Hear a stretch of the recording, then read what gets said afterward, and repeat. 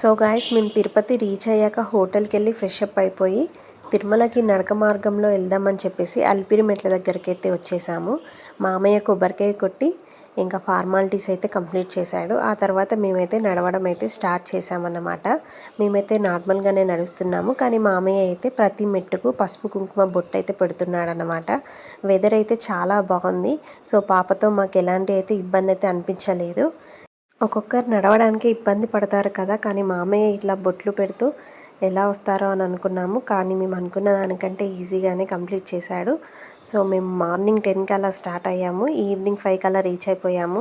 వర్షం ఉండే అన్నమాట, సో మాకు లేట్ అయిపోయింది. మధ్య మధ్యలో ఇలా ఆక్కుంటూ స్నాక్స్ తినుకుంటూ అయితే ఫైనల్గా అయితే రీచ్ అయిపోయామండి. చివరి మెట్టును చూడగానే వచ్చే ఆనందమే వేరు కదా. Thank you for watching. Stay tune for next video.